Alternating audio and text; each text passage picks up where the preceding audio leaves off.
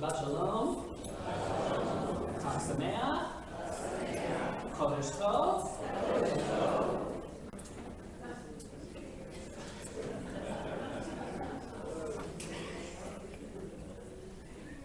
That's good. Mazel Tovs, there's a lot of Mazel Tovs and entry.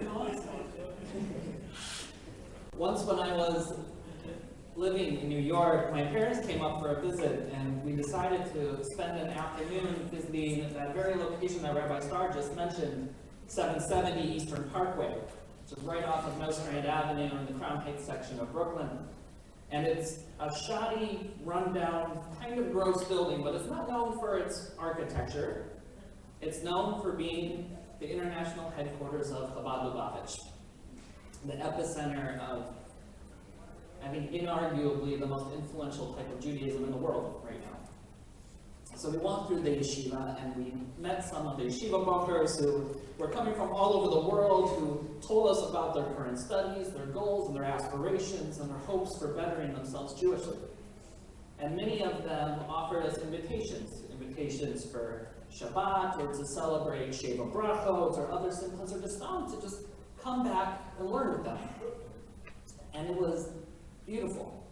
And it was uplifting, because in New York, different segments of Jewish life don't often overlap, especially when it comes to the sectarian divisions that we have within our Jewish lives. There are bubbles of Jewish communities, and they're often defined by neighborhoods. So the conservative and the modern Orthodox Jews are often on the Upper West Side or up in Washington Heights. The renewalists are down in Chelsea, the West Village, and different pockets of Brooklyn. And the Hasidim and the Haredim and enclaves of West and Central Brooklyn, from Williamsburg to Flatbush. But here we were, conservative Jews, schmoozing with our Hasidic brothers and sisters, and it felt good. Until my mom was given a special tour by a woman who was filled with a different type of enthusiasm. An enthusiasm to share with my mother all of the myths and all of the legends about the Rebbe, and to speak of his holiness and righteousness, and to try to get her to drop this conservative thing and become a follower of the Rebbe, and to become Lubavitch. And the creme de la creme was her final bracha, her final blessing to my mom, that she should live the life of Yiddishkeit, amen, amen, and of mitzvot, amen, and that one day, please God, that son of hers on the Upper West Side would stop with the conservative Narishkeit and become a real rabbi and a real Jew.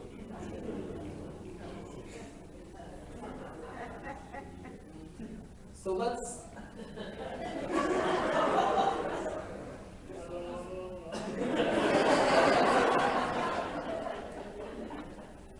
leave aside the real rabbi part for 1 second, because I could stand up here and speak ad infinitum, and there is no way I'm going to convince this woman that I'm a real rabbi.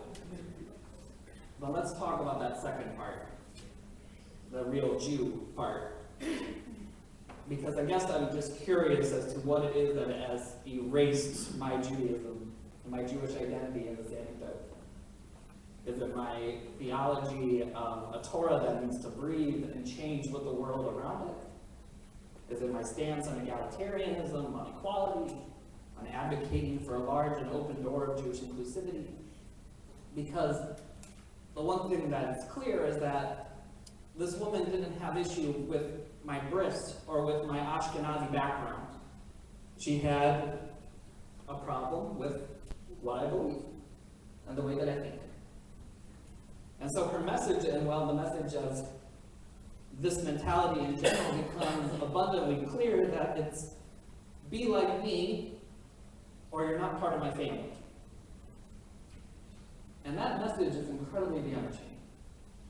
Because as you can see, I'm not talking about the dozens of other Chabadniks that we met that day who invited us into their homes, into their lives, and into their hearts. I'm talking about one woman who said I wasn't part of her family. That left a bigger impact.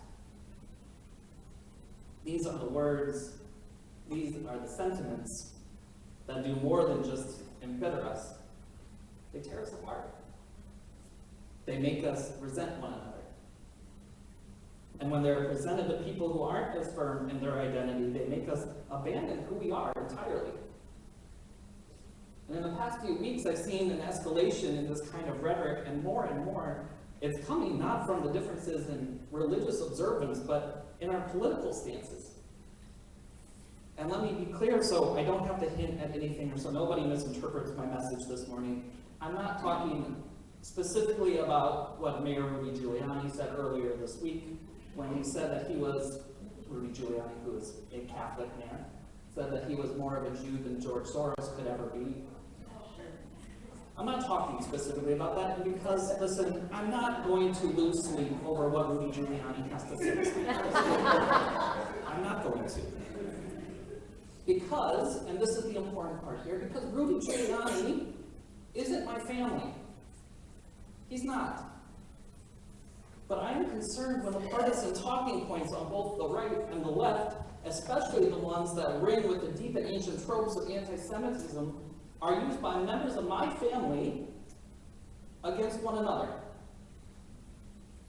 Because that's the last thing that we need. Families fight. And families disagree. And families have family members that sometimes bring shame or embarrassment. But they're still family. And nothing does more to destroy our family than to throw the weight of our hostility, our frustration, our sadness, and our anger on our own with the hateful arsenal handed to us by those who seek our demise. So while the Soroses and the Adelsons and the Kushners and the Wexners have become easy targets of political animus, not to mention Jewish political organizations on both sides of the aisle and their leaders, it's time for us to recognize that our political differences must not become the catalyst for abandoning family for party. Because right now, while police in New York are investigating 6 anti-Semitic attacks in the last 4 days, and while our brothers and sisters are still in their shloshim for their dead in New Jersey, the last thing we need is crossed arms, sanctimony, finger pointing, and chas v'chalila, the propagation and dissemination of anti-Semitic conspiracy theories and talking points for the sake of political validation. When the other peoples of this world are scared and angry, invariably, they turn on us first. And it's happening again. But this message is really important. Let's not help them. Let's not help them. A midrash on our Parashat this week emphasizes this point better than I ever could. As Joseph's brothers go down to seek food in Egypt, the rabbis ask, why are they referred to as Joseph's brothers and not, as they were referred to earlier, as Yaakov's children?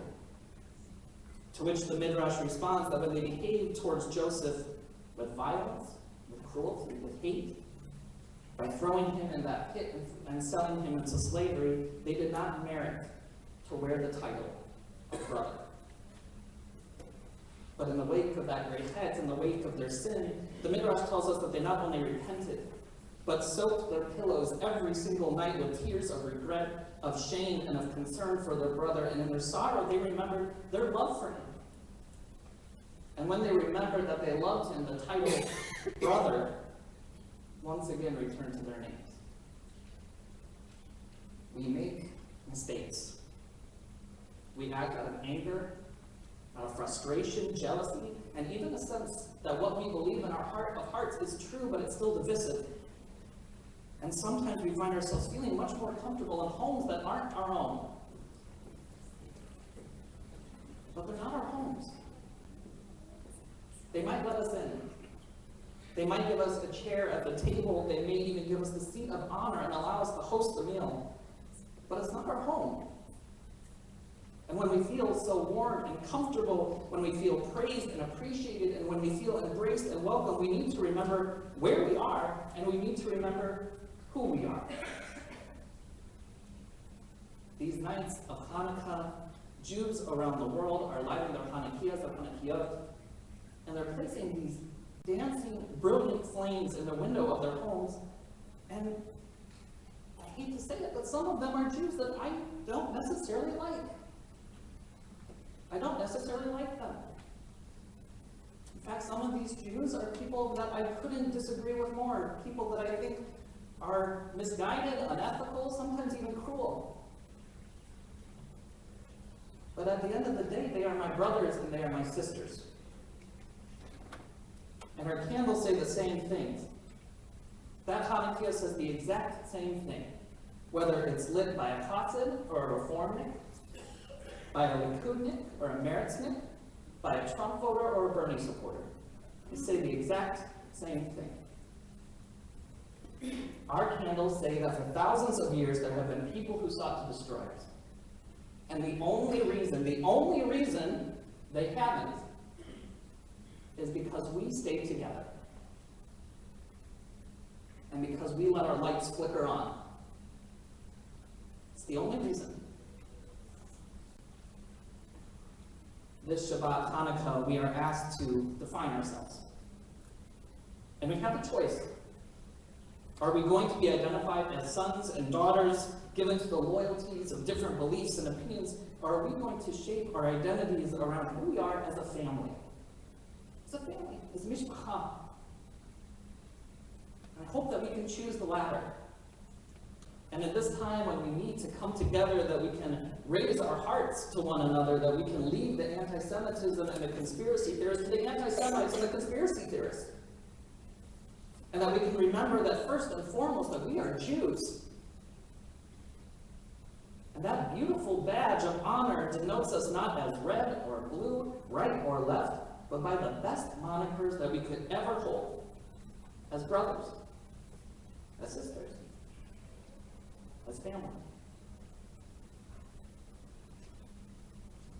That's what this is about. To keep those flames going. Those flames that we put in our windows each and every single night to flicker to say that we are still here. My brothers, my sisters, my family, Shabbat Shalom, Chag Sameach, Chodesh Tov, Yasher Koach, Mazel Tov, all of the beautiful things we get to say. Let's celebrate this day of holiness and all of these days of holiness together like we're meant to.